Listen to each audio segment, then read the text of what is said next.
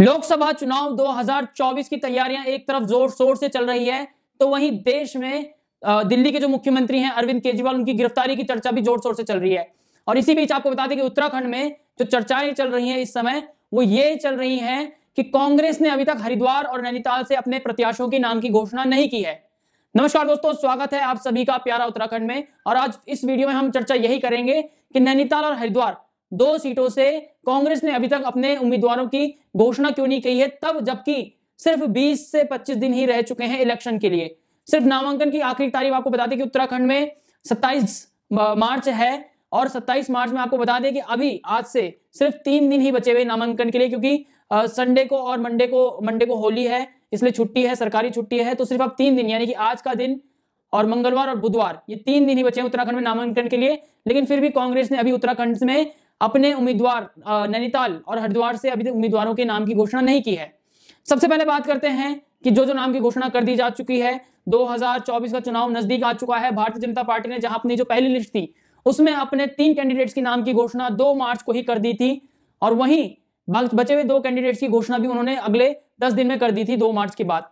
लेकिन 12 मार्च को जब कांग्रेस ने अपनी पहली लिस्ट की घोषणा की, जहां से उन्होंने टिहरी, गढ़वाल और अल्मोड़ा से अपने उम्मीदवारों के नाम की घोषणा की, लेकिन उसके बाद से आज तक अभी तक नैनीताल, उधम सिंह नगर और हरिद्वार की सीट के लिए उम्मीदवार अपने नाम की घोषणा होने के लिए इंतजार कर रहे हैं। इसका नुकसान कांग्रेस को ही होगा। कांग्रेस को नुकसान इस तरह से होगा क्योंकि भारतीय जनता पार्टी ने जब नाम की घोषणा हो गई थी, जो 5 लोकसभा सीटें हैं उत्तराखंड की, तो उनको तैयारी के लिए 1 महीने से ज्यादा का समय मिल चुका है। वहीं कांग्रेस की बात करें तो कांग्रेस को अब 2 सीटों पर तैयारी के लिए लगभग 20 दिन से कम का समय मिलेगा, तो इसमें कांग्रेस भी बैकफुट में आते हुए नजर आ रही है। सबसे पहले बात करते हैं कैंडिडेट्स की, तो भारतीय जनता पार्टी और कांग्रेस के कौन आमने सामने नजर आएंगे। तो सबसे पहले बात करते हैं टिहरी से माला राज्य लक्ष्मी शाह के साथ जो उनके अपोजिट में कांग्रेस के लड़ रहे हैं वो है जोत सिंह गुनसोला। पिछली बार यहां से प्रीतम सिंह ने लड़ा था टिहरी गढ़वाल से, लेकिन 3 लाख वोटों से हार गए थे प्रीतम सिंह इंडियन नेशनल कांग्रेस 2019 में। वहीं बात करें गढ़वाल की, तो गढ़वाल में दोनों कैंडिडेट चेंज हो चुके हैं। भारतीय जनता पार्टी ने भी अपना कैंडिडेट चेंज कर दिया और कांग्रेस ने भी अपना कैंडिडेट चेंज कर दिया है। भारतीय जनता पार्टी की तरफ से अनिल बलूनी गढ़वाल की सीट से लड़ेंगे, तो वहीं बता दें कांग्रेस की तरफ से गणेश गोदिया लड़ेंगे। पिछले चुनाव में 2019 के चुनाव में इस सीट पर, गढ़वाल की सीट पर तीरथ सिंह रावत और मनीष खंडूरी आपस में लड़े थे, जिसमें तीरथ सिंह रावत भारतीय जनता पार्टी ने 3,02,000 वोटों से मनीष खंडूरी को हरा दिया था। और वहीं बता दें इस बार मनीष खंडूरी ने कांग्रेस से इस्तीफा दे दिया है ठीक लोकसभा चुनाव से पहले। वही बात करें अल्मोड़ा की, तो अल्मोड़ा में वही जंग चलेगी जो पिछले 3 बारी से चलते हुए आ रही है, 2009, 2014, 2019 और अब 2024 में अजय टमटा और प्रदीप टमटा के बीच। अब बात करते हैं नैनीताल, उधम सिंह नगर और हरिद्वार से। नैनीताल उधम सिंह नगर से अजय भट्ट ही बीजेपी के प्रत्याशी होंगे और हरिद्वार से त्रिवेंद्र सिंह रावत बीजेपी के प्रत्याशी होंगे। और इन्हीं 2 सीटों पर कांग्रेस में इस समय इन्हीं 2 सीटों पर मंथन चल रहा है कि किन प्रत्याशियों को इन 2 सीटों से आगे करें। सबसे पहले इंडी गठबंधन के तहत समाजवादी पार्टी ने क्लियर कर दिया है कि उत्तराखंड की 5 सीटों पर कांग्रेस अपना कैंडिडेट उठा सकती है और समाजवादी पार्टी कांग्रेस को फुल सपोर्ट करेगी उत्तराखंड में। तो अब कांग्रेस के ऊपर यह है। सबसे पहले बात करते हैं हरिद्वार सीट की, तो हरिद्वार की सीट में कांग्रेस इस बात पर कंफ्यूज है कि वहां से प्रत्याशी किसको बनाया जाए। कांग्रेस चाहती है कि हरिद्वार से प्रत्याशी हरीश रावत को बनाया जाए। हरिद्वार से जो प्रत्याशी हैं वो हरीश रावत को बनाया जाए, क्योंकि हरीश रावत एक बहुत बड़ा चेहरा है उत्तराखंड कांग्रेस का। मुख्यमंत्री भी रह चुके हैं, 3 बार के सांसद। वो अल्मोड़ा से पहले भी रह चुके हैं, सन 1986 की बात है। 3 बार लगातार चुनाव जीतकर जा चुके हैं। हालांकि पिछले साल नैनीताल सीट से हरीश रावत 3,40,000 वोटों से हार गए थे अजय भट्ट के अपोजिट। लेकिन इस बार हरिद्वार सीट से हरीश रावत का नाम आ रहा है और हरीश रावत ये चाह रहे हैं कि उनके बेटे वीरेंद्र रावत को इस बार टिकट मिले कांग्रेस का लोकसभा चुनाव 2024 के लिए।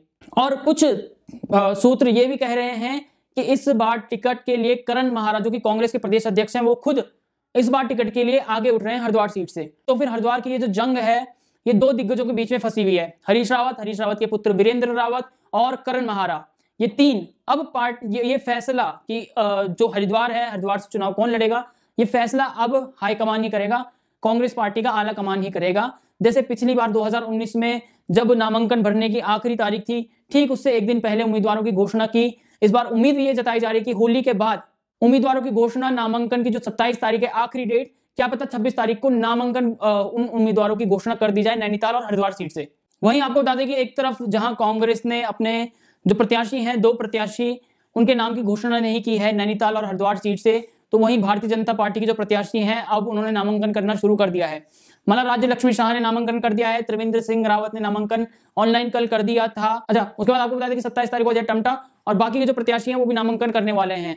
एक तरफ भारतीय जनता पार्टी चुनाव के जो प्रचार है उसमें जोर शोर से लगी हुई है, दूसरी तरफ अभी तक कांग्रेस को यह समझ में नहीं आ रहा है कि प्रत्याशी किसको बनाया जाए हरिद्वार और नैनीताल से उत्तराखंड में।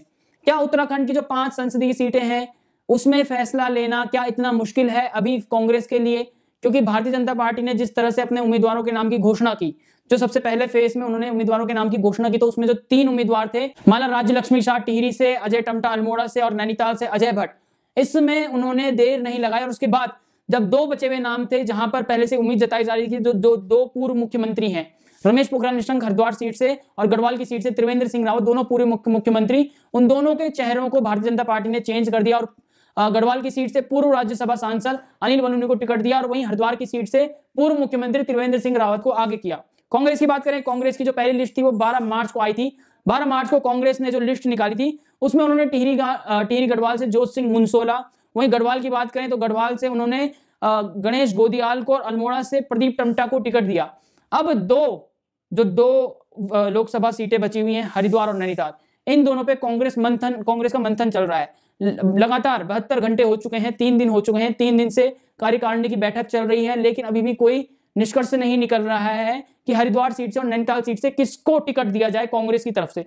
जैसे कि आपको पता है, हरिद्वार में हरीश रावत और करण महारा और हरीश रावत के बेटे वीरेंद्र रावत के बीच जंग चल रही है। वहीं नैनीताल में बहुत सारे नाम सामने आ रहे हैं, सबसे बड़ा नाम वहां पर सामने आ रहा है जैसे यशपाल आर्या कह सकते हैं, और उसी के साथ जो एक बड़ा नाम आगे आ रहा है, विधायक भुवन कपाड़ी का नाम आगे आ रहा है, जिन्होंने हल्द्वानी से मुख्यमंत्री पुष्कर सिंह धामी को 2022 के विधानसभा चुनाव में हराया था। उसके बाद आपको बता दें कि और भी बहुत बड़े बड़े नाम कांग्रेस के आगे आ रहे हैं नैनीताल से, इसलिए शायद कांग्रेस की जो कमेटी है, जो कि आला कमान है, वो फैसला नहीं कर पा रहा है कि नैनीताल सीट से किसको आगे किया जाए, किसको टिकट दिया जाए। फिलहाल अब लोकसभा चुनाव के लिए बस कुछ ही दिन बाकी रह चुके हैं, लगभग 25 से 26 दिन बाकी रह चुके हैं और 19 अप्रैल को मतदान संपूर्ण हो जाएगा उत्तराखंड में। 27 मार्च जो कि अब लास्ट डेट है, जिसके लिए सिर्फ 3 दिन बचे हुए हैं नामांकन भरने के लिए। नामांकन की आखिरी तारीख 27 मार्च है और 27 मार्च को नामांकन चेक किए जाएंगे, वहीं 30 मार्च तक नामांकन वापस लिए जा सकते हैं।